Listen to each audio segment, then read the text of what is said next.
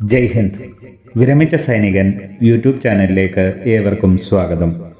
OROP3 സംബന്ധിച്ച് ഒരു message വിമുക്ത ഭടന്മാർക്കും ഫാമിലി പെൻഷനേഴ്സിനും ഇന്നു മുതൽ ലഭിച്ചു തുടങ്ങിയിരിക്കുന്നു.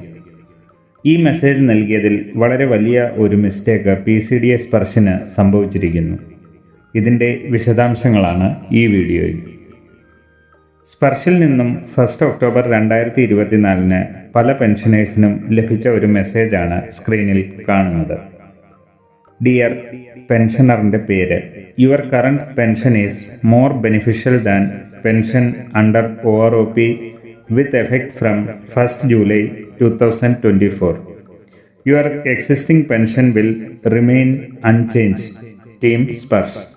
ഈ മെസ്സേജ് അനുസരിച്ച് പെൻഷനേഴ്സിന് ഇപ്പോൾ ലഭിച്ചുകൊണ്ടിരിക്കുന്ന പെൻഷൻ OROP3 ടേബിളിലുള്ള പെൻഷനേക്കാൾ കൂടുതലാണ്. ആയതിനാൽ ലഭിച്ചുകൊണ്ടിരിക്കുന്ന പെൻഷൻ തന്നെ തുടർന്ന് ലഭിക്കും. ഇതാണ് ഈ മെസ്സേജിൻ്റെ ഉള്ളടക്കം. എന്നാൽ ഈ മെസ്സേജ് OROP3 അനുസരിച്ച് പെൻഷൻ വർദ്ധിക്കേണ്ട പലർക്കും തെറ്റായി വന്നിരിക്കുന്നു. ഇത് സംബന്ധിച്ച് സ്പർശ് ഹെൽപ്പ് ലൈൻ നമ്പറിൽ നിന്നും ലഭിച്ച വിവരമനുസരിച്ച് OROP3 അനുസരിച്ചുള്ള PPO പലരുടെയും ജനറേറ്റ് ആകുന്നതേ ഉള്ളൂ.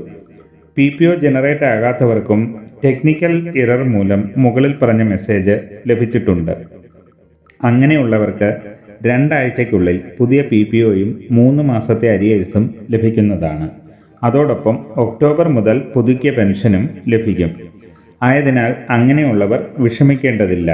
2 ആഴ്ചയ്ക്കുള്ളിൽ ഒറിജിനൽ PPOയുടെ മെസ്സേജ് വരാത്ത പക്ഷം സ്പർശിൽ ഗ്രീവൻസ് നൽകിയാൽ മതിയാകും.